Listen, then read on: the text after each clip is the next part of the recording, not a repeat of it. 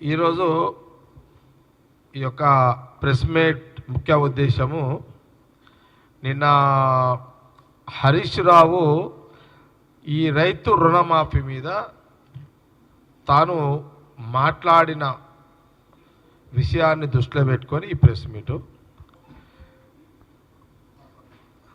హరీష్ రావు నిన్న రైతు రుణమాఫీ మీద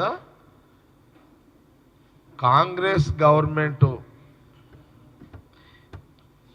చేసిన రైతు రుణమాఫీని చేయలేదు అన్నట్టుగా నిన్న హరీష్ రావు పదే మాట్లాడుతున్నాడు.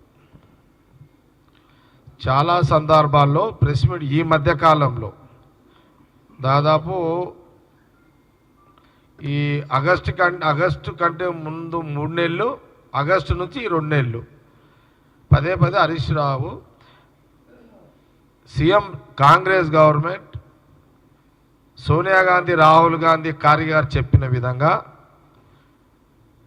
చెప్పిన విధంగా రైతు రుణమాఫీ ముఖ్యమంత్రి రేవంత్ రెడ్డి గారు, ఫైనాన్స్ మినిస్టర్ బట్టి విక్రమార్క గారు, ఉత్తమ్ కుమార్ రెడ్డి గారితో పాటు అగ్రికల్చర్ మినిస్టర్ తుమ్మల నాగేశ్వరరావు గారు, కన్సల్ట్ రెవెన్యూ కూడా సబ్జెక్ట్ కాబట్టి పొంగులేటి శ్రీనివాసరెడ్డి గారితో పాటు యావత్ క్యాబినెట్ మినిస్టర్లందరూ రైతు రుణమాఫీ దాదాపు 40 లక్షల చిల్లర రైతులకు 2 లక్షల రూపాయలు రుణమాఫీకి సంబంధించి ఇచ్చిన హామీల ప్రక్రియలో క్యాబినెట్ పెట్టి 31,000 కోట్లు 2 లక్షల అన్న మాట ప్రకారం కాంగ్రెస్ గవర్నమెంట్ వచ్చిన వెంటనే రుణమాఫీ చేయాలనేది చెప్పడం జరిగిందో అది క్యాబినెట్లో తీర్మానం చేయడం జరిగింది. ఆగస్టు 15వ తారీఖు లోపల 18,000 కోట్ల రూపాయలు మాఫీ చేయడం జరిగింది. 12,000 రూపాయలు ఇంకా మాఫీ జరగాలి. ఈ 12,000 కొన్ని 12,000 కోట్ల సాంకేతిక లోపాల వల్ల ఆలస్యం అయ్యింది. ఇది పదే ముఖ్యమంత్రి రేవంత్ రెడ్డి గారు, పొంగులేటి శ్రీనివాసరెడ్డి గారు, డిప్యూటీ సీఎం గారు, ఎంటైర్ క్యాబినెట్ మినిస్టర్లు అందరూ కూడా చాలా స్పష్టంగా చెప్పడం జరిగింది, జరుగుతూనే ఉంది. 18,000 కోట్లు ఆగస్టు 15వ తారీఖు వరకు మాఫ్ అయిపోయింది. ఇది నిజమే కదా, ఇది నిజం. మరి 18,000 కోట్లు మాఫ్ అయిన అయిపోతే కూడా మీడియాలో పదే హరీష్ రావు ఈ అసత్య ప్రచారము ఎందుకు చేస్తున్నాడు? ఇది రైతులు, తెలంగాణ ప్రజలు గమనించాలి. మాట ప్రకారము సోనియా గాంధీ, రాహుల్ గాంధీ, ఖార్గే గారి యొక్క డైరెక్షన్లో కాంగ్రెస్ పార్టీ, ముఖ్యమంత్రి రేవంత్ రెడ్డి, క్యాబినెట్ మినిస్టర్లు ఇంత కష్టపడి మీరు కేసీఆర్ గారు 10 ఏళ్ల కాలంలో ఈ రాష్ట్రాన్ని ఆర్థికంగా దివాలా చేసిన బడ్జెట్ని సవరించుకుంటూ మీరు ఈ తెలంగాణ ఆర్థిక శాఖను దివాలా తీయించి ఆర్థిక శాఖను 6-7 లక్షల కోట్ల అప్పులతో నింపి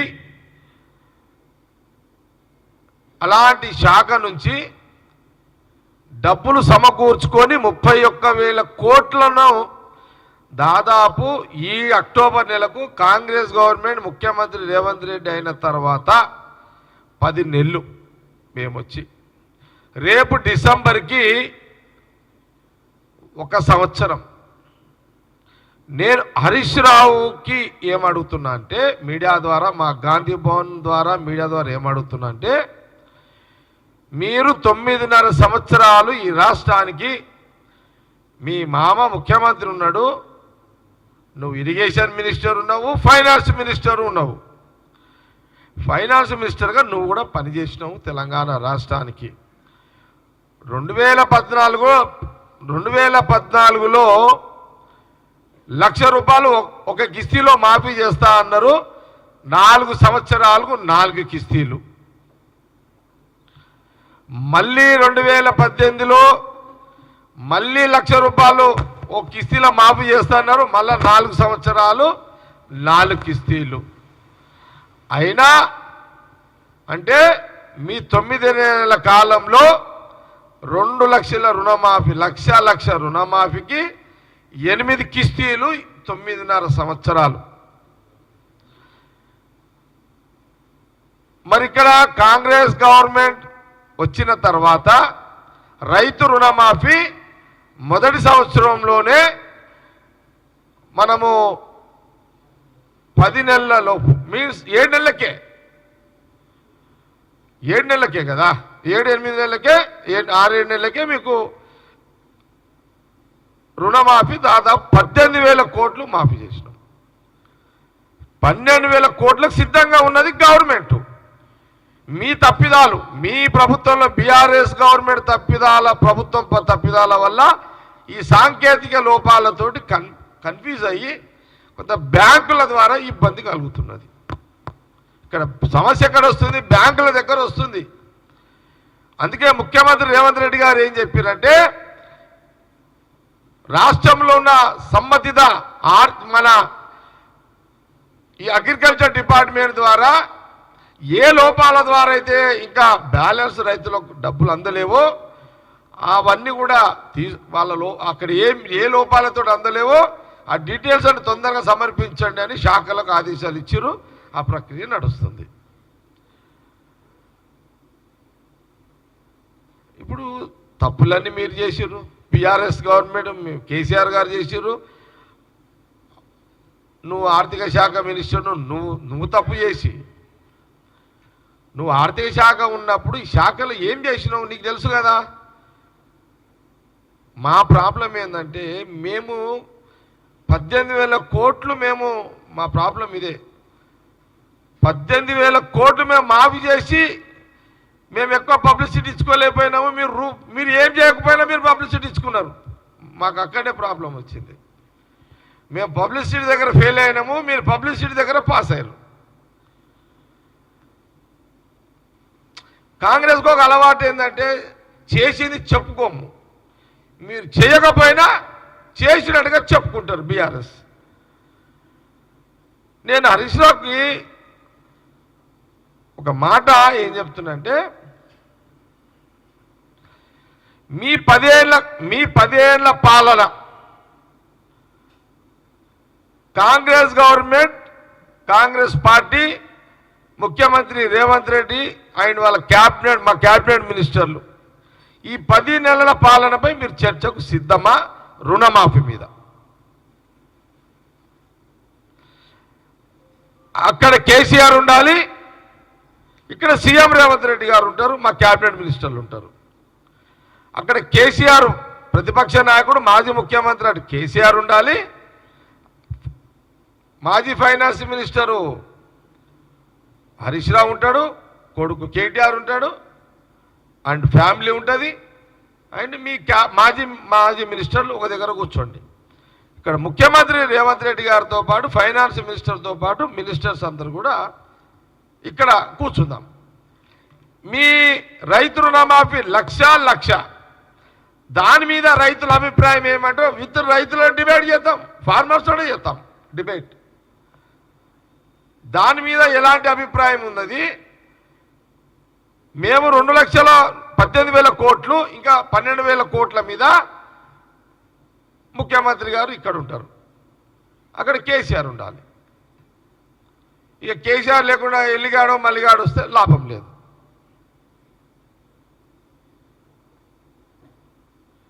మాజీ ముఖ్యమంత్రి, ప్రజెంట్ ముఖ్యమంత్రి, అటు కేసీఆర్ ఇటు రేవంత్ రెడ్డి. దీనికి హరీష్ రావు సిద్ధమా? ఆ ధైర్యం ఉందా? ఆ శక్తి ఉందా? మీ మామ నొప్పిస్తావా?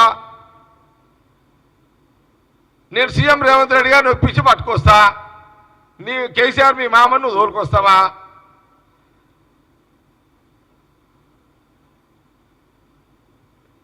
ఇది నువ్వు ఛాలెంజ్ అంటున్నావు, నేను ఛాలెంజ్ చేస్తున్నా. నువ్వు ఛాలెంజ్ చేస్తున్నావు, నేను కూడా ఛాలెంజ్ చేస్తున్నా. కాంగ్రెస్ పార్టీ పక్షాన్ని నేను ఛాలెంజ్ చేస్తున్నా. ఈ దమ్ము నీకుందా? ఈ ధైర్యం నీకుందా? ఆ కెపాసిటీ కేసీఆర్ ఒప్పించే కెపాసిటీ నీకుందా? సీఎం రేవంత్ రెడ్డి ఒప్పించే కెపాసిటీ నాకుంది.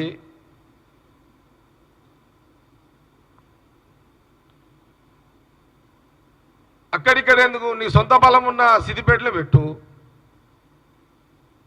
నీకు కావాలి వేరే కాన్స్టిట్యూన్సీలో నీకు ఏమైనా ఇబ్బంది ఉంటే నీ కాన్స్టిట్యూన్సీలో పెట్టుకో.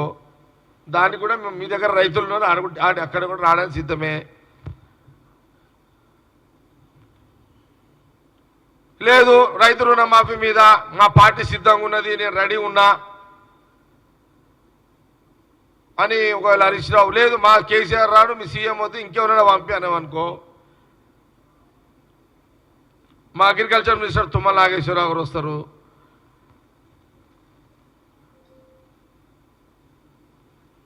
మా పొన్నం ప్రభాకర్ వస్తాడు, లేదా మా manifesto committee chairman Sridhar Babu సిద్ధంగా ఉంటాడు, లేదా మా వెంకయ్యరెడ్డి నాన్న రెడీ ఉంటాడు.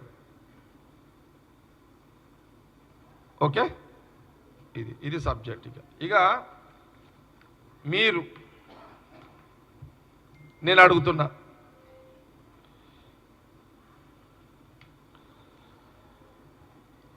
మీరు ఇచ్చిన మాట మోసం, తెలంగాణ ప్రజలకు మోసం చేసిన పథకాలు. బీఆర్ఎస్ నాయకుడు కేసీఆర్ గారు ఇచ్చిన 10 ఏళ్ళ 2014-18లో మీరు తెలంగాణ ప్రజలకు ఇచ్చిన హామీ మాట మీరు మోసం చేసిన ముచ్చట్లు. 10 ఏళ్లలో పేదలకు డబుల్ బెడ్రూమ్ ఇల్లు ఇస్తానని చెప్పారు, ఎందుకు ఇవ్వలేదు? డబల్ బెడ్రూమ్ ఎందుకు ఇవ్వలేదు? ఇది మోసం చేసినట్టే కదా. దళితులకు 3 ఎకరాల భూమి ఇస్తానని హామీ ఇచ్చారు, మీరు దళితుల 3 ఎకరాల భూమి ఇవ్వక మోసం చేసిర్రు కదా. దీనికి జవాబు చెప్తారా? చెప్పండి. నిరుద్యోగ భృతి ఇస్తామని, నిరుద్యోగులకు 3,000 రూపాయలు ఇస్తామని ఇవ్వకుండా మీరు నిరుద్యోగుల మోసం చేసిర్రు కదా. దీనికి చర్చకు సిద్ధమా?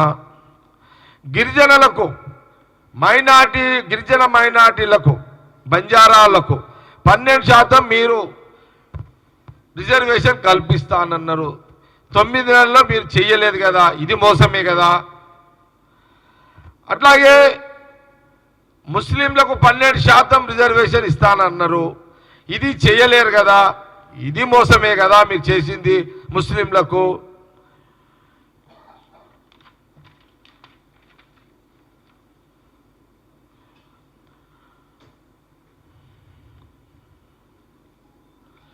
పదేళ్ళ అధికారం ఉండి రైతులను, మహిళలను, యూత్లను, నిరుద్యోగుల మోసం చేసిన చరిత్ర, మోసం చేసి మాట ఇచ్చి మోసం చేసిన చరిత్ర మీదే కదా.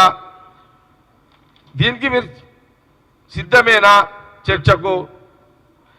మీరు 15 నెలల చేయలేని రుణమాఫీని మేము 8 నెలల్లో 10 నెలల లోపు రుణమాఫీ చేసినాము, ఇది నిజమే కదా. 9.5 సంవత్సరాలు ఎక్కడ రైతు రుణమాఫీ పూర్తిగా చేయలేరు. 10 ఏళ్ల లోపు అంటే ఈ అక్టోబర్కి 10 లోపు మేము పూర్తిగా రుణమాఫీ చేసినాము. అచ్చా, ఇదంతా అయిపోయింది.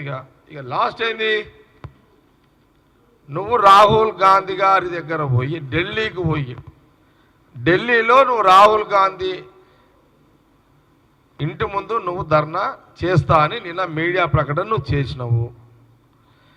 నేను హరీష్ రావుకు ఒకటే మాట చెప్తున్నా, దొంగ మాటలు తెలంగాణ ప్రజలకు దొంగ మాటలు చెప్పింది మీ మామ కేసీఆర్, దొంగ వాగ్దానాలు చేసింది మీ మామ కేసీఆర్. నేను ఇప్పుడు చదివిన ఇన్ని వాగ్దానాలు చెప్పి అధికారం ఎక్కి ఒక్క అమలు కూడా చేయలేని చరిత్ర మీది, మీ కుటుంబాంది. ఇన్ని తప్పులు చేసిన కేసీఆర్ కుటుంబం, ఇన్ని వాగ్దానాలు ప్రజలకు హామీ ఇచ్చి మోసం చేసిన కేసీఆర్ కుటుంబం, మీరు రాహుల్ గాంధీ ఇంటి దగ్గర వెళ్ళి దీక్ష చేసే అర్హత హరీష్ రావు మీ కుటుంబానికి లేదు. ఏ ముఖం పెట్టుకొని రాహుల్ గాంధీ ఇంటి ముందు పోయి దీక్ష చేస్తావు? నువ్వు ఆడ దీక్ష చేస్తే మేము చూసుకుంటా కూసోమిడా. మేము 18,000 కోట్ల రుణమాఫీ చేసినాక కూడా నువ్వు దీక్ష చేస్తా అంటున్నావే. 10 వాగ్దానాలు ఒక్కటి అమలు చేయలేని నీ ఇంటి మరి నిన్నేమనాలి, మీ మామనేమనాలి?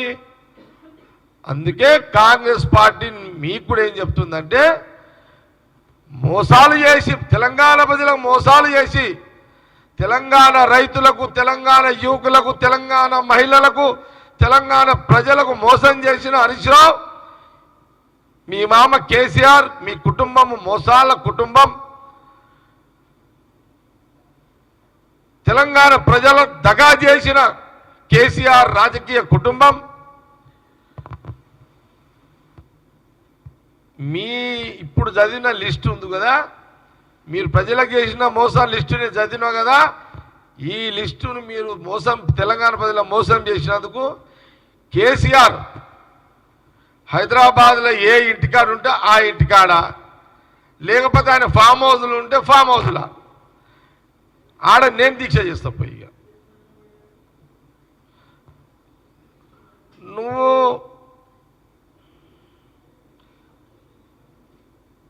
ఒక నిజాన్ని అబద్ధం చేసి రాహుల్ గాంధీ గారి ఇంటి దగ్గర దీక్ష చేస్తా అంటున్నావు. కానీ నిజమైన మోసం చేసిన మీ మామ ఇంటి ముందు నేను దీక్ష చేస్తా. నువ్వు ఏ రోజు ఢిల్లీ పోతావో ఆ రోజు నేను మీ మామ ఇంటికాడ పోయి కూర్చుంటా.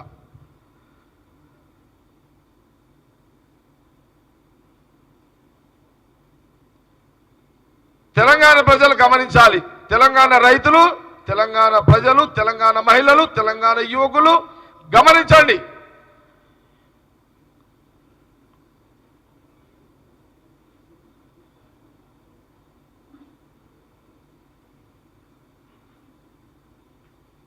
నువ్వే రోజు ఆయన ఢిల్లీ పోతావో ఆ రోజు ఇక మీ మామ ఆడుంటాడో మేము కూడా లేకపోతే ఆడ పోయి కూర్చుంటాం పోయి కేసీఆర్ ఇంట్లో.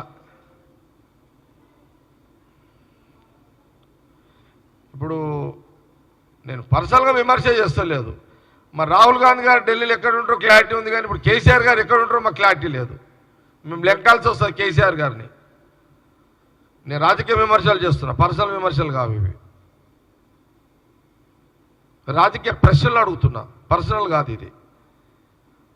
వయసు రీత్యా నేను కేసీఆర్ని గౌరవిస్తా, ఒక ముఖ్యమంత్రిగా, ఒక ప్రతిపక్ష నాయకుడుగా గౌరవిస్తా. కానీ ప్రజా సమస్యలను వాగ్దానాలు చేసి మోసం చేసిన, రాజకీయంగా మోసం చేసిన కేసీఆర్ కుటుంబాన్ని నేను కూడా కాంగ్రెస్ పార్టీ రాజకీయంగా తెలంగాణ ప్రజల దిక్కేసి మేము నిలదీస్తా.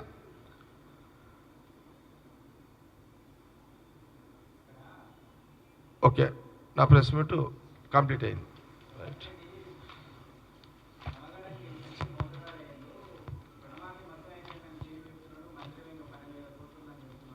ఇది మళ్ళీ చెప్పు రాకేష్.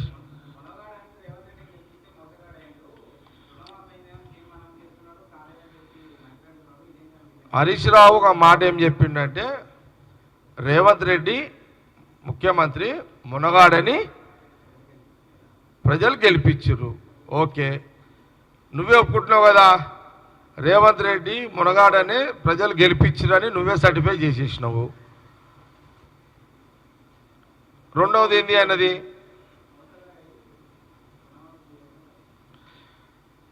మోసగాళ్ళు కేసీఆర్ కుటుంబం అయితే మీకు మించిన మోసగాళ్ళు ఎవరున్నారు ఇంకా తెలంగాణలో? ఎవ్వరు పనికిరారు కాంపిటీషన్కి మీకు. హరీష్ రావు, మీ మోసాలకు మీరు చేసిన మోసాలు అంతా ఇంత కాదు. మీ మోసాల ముందు ఏ రాజకీయ అందుకే అంటున్నా హరీష్ రావు, మీరు రాజకీయ కుటుంబం, మీరు మోసగాళ్ళు మీరు. మీ మోసాల ముందు మేము ఏం పని చేయలేం. మాది ఏం పని చేయదు కూడా. మీరు మోసం చేసుట్లా రాజకీయంగా నమ్మించి మోసం చేసుట్లా మీరు నంబర్ 1. కాంపిటీషన్ పెడితే నంబర్ 1 మీరే వస్తారు తెలంగాణ రాష్ట్ర రాజకీయాలలో, అలా నో డౌట్.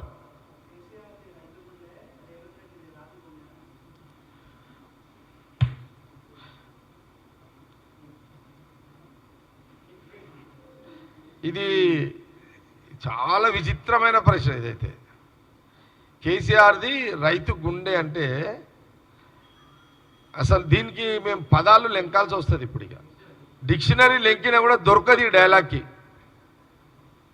ఈ హరీష్ రావు కొట్టిన డైలాగు మరి ఆయనకు హరీష్ రావుకి ఆ స్క్రిప్ట్ ఇచ్చిన మహానుభావుడు ఎవరో కానీ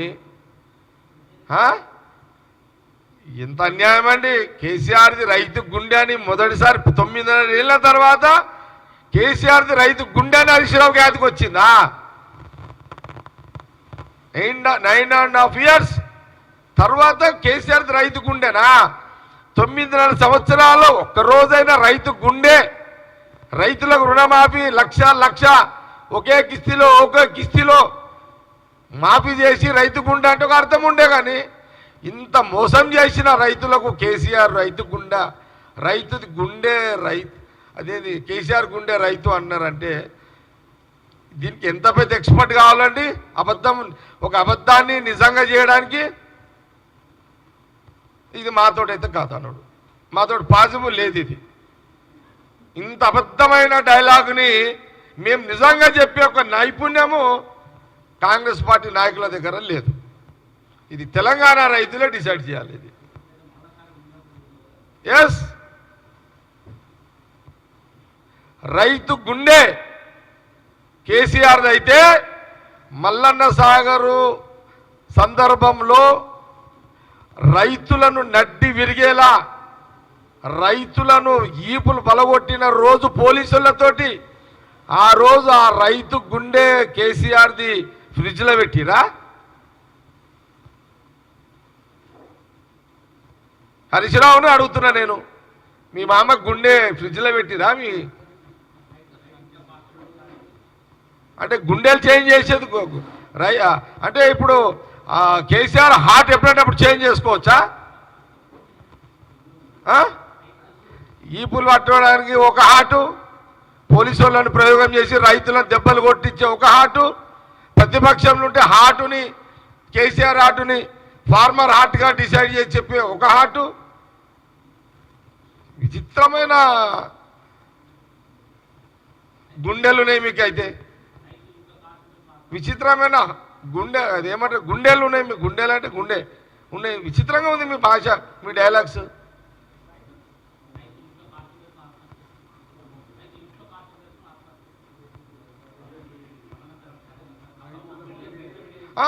ఖమ్మంలో రైతులకు సంఖ్యలు వేసిన రోజు గుండె ఎక్కడ ఉంది? అది ఫ్రిడ్జ్లో పెట్టిరు అప్పుడు. అది ఏం మాట్లాడతావు హరీష్ రావు?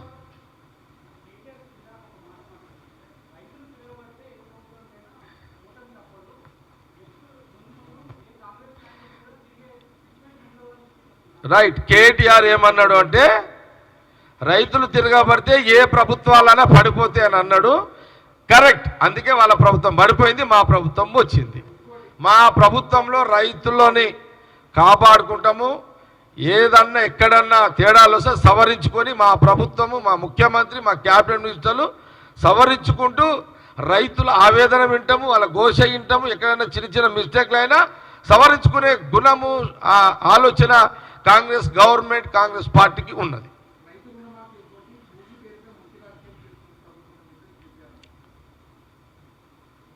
నేను ఆ సబ్జెక్టులకు మళ్ళీ తర్వాత ఇంకోసారి మాట్లాడుతుంది. సీఎం మాట్లాడినట్టు ఓకే. ఏమన్నాడు కేటీఆర్? ముందు కాంగ్రెస్ నాయకులను రాష్ట్రంలో తిరగనియరా? నాకు తెలిసిన కాడికి ఆ కెపాసిటీ కేటీఆర్కి లేదు, హరీష్కి లేదు. ఎందుకు లేదు చెప్పాలనా? ఎగ్జాంపుల్ చెప్పాలనా? తెలంగాణ ఉద్యమం నడుస్తున్న టైంలో అప్పుడు కేటీఆర్ ఉన్నాడు, హరీష్ రావు ఉన్నాడు, కేసీఆర్ ఉన్నాడు. సంగారెడ్డికి వస్తున్నాడు అని అంటే నేను వార్నింగ్ ఇచ్చిన, 2 సార్లు ఇచ్చిన. సంగారెడ్డికి కేసీఆర్ వస్తే నేను అటాక్ చేస్తాను, నేను గేరావు చేస్తాను, నేను నిర్బంధిస్తాను అన్నా. ఆ రోజు హరీష్ రావు కేసీఆర్ క్యాన్సిల్ చేసుకున్నాడు. నువ్వు ఖాళీ ఒక జగ్గారెడ్డి అల్టిమేట్గా నువ్వు ఆ రోజు రాలేవు. ఈడ మా దగ్గర తోపులు ఉన్నారు అంతా కాంగ్రెస్లో. ఈ తోపులను ఏడ తట్టుకుంటావు నువ్వు కేటీఆర్? మాత ఒక్కొక్క తోపు ఒక్కొక్క ఫైర్ ఫిరంగిలీడా ఏడ తట్టుకుంటావు చెప్పు. మా కోమటిరెడ్డి ఉన్నాడు, తట్టుకుంటావా? రాజగోపాల్ రెడ్డి ఉన్నాడు, తట్టుకుంటావా? ఉత్తమ్ కుమార్ రెడ్డి సాఫ్ట్ కావచ్చు కానీ అది సాఫ్ట్లా తోపి, అది కూడా తట్టుకుంటావా? కొన్ని హార్డ్ తోపులు ఉన్నాయి, కొన్ని సాఫ్ట్ తోపులు ఉన్నాయి మా దగ్గర. మన పోలీసు వాళ్ళు యూజ్ చేస్తారు, రబ్బర్ బుల్లెట్, ఒరిజినల్ బుల్లెట్ రెండు ఉంటాయి. మా దాంట్లో అట్లా ఉన్నారు, అదేమి ఇబ్బంది లేదు. పున్న ప్రభాకర్ ఉన్నాడు, శ్రీధర్ బాబు ఉన్నాడు. లే అట్లా ఏమి ఇవన్నీ మామూలుగా తీయడానికి వీల్లేదు. ఏం లేకుండా 10 ఏళ్ళు మేము ఎట్లా ఎదిరించినాం చెప్పండి? తెలంగాణ రాష్ట్రంలో వాళ్ళు పెట్టిన హింసకు, బీఆర్ఎస్ గవర్నమెంట్ పెట్టిన హింసకు, పోలీసులతో అరాచకానికి ఎదుర్కొని ఎట్లా తట్టుకున్నాం చెప్పండి? ఇప్పుడు మా జిల్లాలో దామోదర్ రాజనరసింహ, గీతారెడ్డి, ఇప్పుడైతే మాది నువ్వు ఏ జిల్లాలో తీసుకున్నా, బట్టి విక్రమార్క ఖమ్మము, ఇప్పుడైతే పొంగులేటి శ్రీనివాస్ రెడ్డి ఉన్నాడు, తుమ్మల నాగేశ్వరరావు ఉన్నాడు, అక్కడ రేణుకా చౌదరి గారు నల్గొండవు. ఒక్కొక్క వెపన్నాడా ఉత్తమ్ కుమార్ రెడ్డి గారు, పెద్దలు జానారెడ్డి గారు, కోమరెడ్డి గారు, రాజగోపాల్ రెడ్డి గారు, ఇటు జూపల్లి కృష్ణారావు, మహబూబ్ నగర్, అటు సీతక్క, ఇటు కొండ సురేఖ. ఇప్పుడు మనం ఏదో మీడియా ముందు మాట్లాడినంత ఈజీ కాదు, ప్రాక్టికల్ వేరు.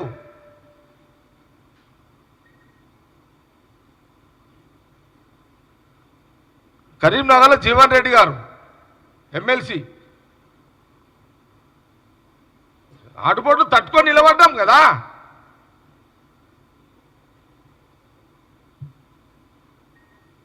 హైదరాబాద్లో లేదా అంజన్ కుమార్ యాదవ్ తట్టుకోలేక నిలబడతలేమా హైదరాబాద్లో? మాకు గెలిపించకపోయినా మేమైతే ఫైట్ చేస్తున్నాం కదా.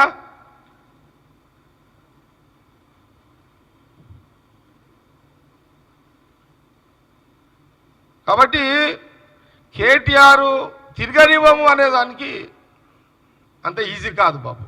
నువ్వు ప్రశ్న అడిగిదారు, ఏ ఛానల్? V6 channel. బెటర్ మళ్ళీసారి ఇటువంటి ప్రయోగాలు కేటీఆర్ చేయకుండా ఉండేటట్టు మీరు సలహా ఇవ్వండి.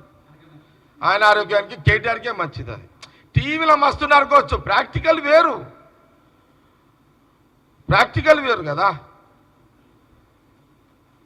బ్రేకింగ్లు, డైలాగ్ వార్లకు, మాట మాటకి పనికొస్తాయి, టీవీలలో పనికొస్తాయి.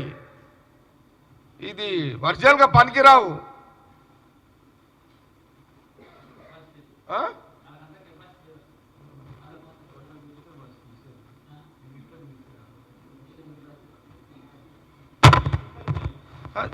చెప్పిన జూపాలి గారు మాట్లాడాడు కానీ ఏం చేస్తాడు ఇట్లా. జూపాలి కృష్ణ దగ్గర ఏం ఆయన బీఆర్ఎస్లో ఉండి గవర్నమెంట్ నుంచి బయటకు వచ్చి వారు చేసిండు కదా. మరి మజాకా?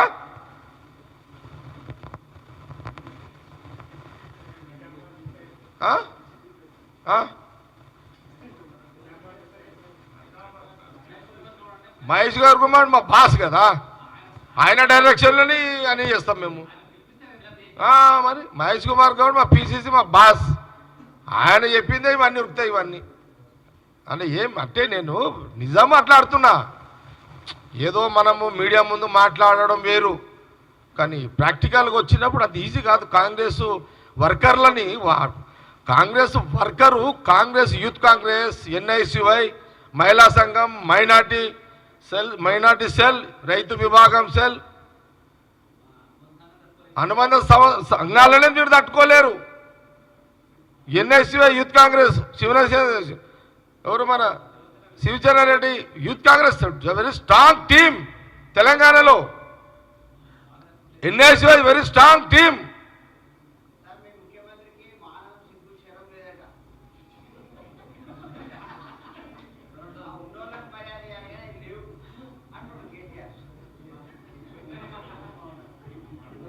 అంటే నేనేమంటున్నంటే కాంగ్రెస్ పార్టీ కేటీఆర్ మాట్లాడినంత ఈజీగా ప్రాక్టికల్గా ఫీల్డ్లో ఎదుర్కోవడం ఈజీ కాదు. కాబట్టి ఇక ఫైనల్గా చెప్పేది ఏంటంటే, నువ్వు ఢిల్లీ పోయిన రోజు నేను మీ మామ ఇంటికాడ వచ్చి కూర్చుంటా. నువ్వు వాళ్ళు ట్రైన్ ఎక్కుతావా, నువ్వు ట్రైన్ ఎక్కువ ఫ్లైట్ ఎక్కగానే నేను స్టార్ట్ చేస్తాడు. ఇదైతే అల్టిమేటం, ఇది ఫిక్స్గా. నువ్వేమో డ్రామాలు చేస్తున్నావు, మేమేమో రియాలిటీకి పోతున్నావు. మేము అది ఒరిజినల్. నీవు ఢిల్లీ పోయి రాహుల్ గాంధీ దగ్గర కూర్చునే ప్రయత్నం చేయడము డ్రామా. నేను కేసీఆర్ దగ్గర ఇంటికాడ పోయి కూర్చునేది నిజం. ఈ అబద్ధం బీఆర్ఎస్, ఈ నిజం కాంగ్రెస్ మధ్యలో ఏ రోజు ఆయన ఫ్లైట్ ఎక్కుతాడో ఆ రోజు ఈ యుద్ధం స్టార్ట్. క్లియర్ కట్గా. Okay, thank you.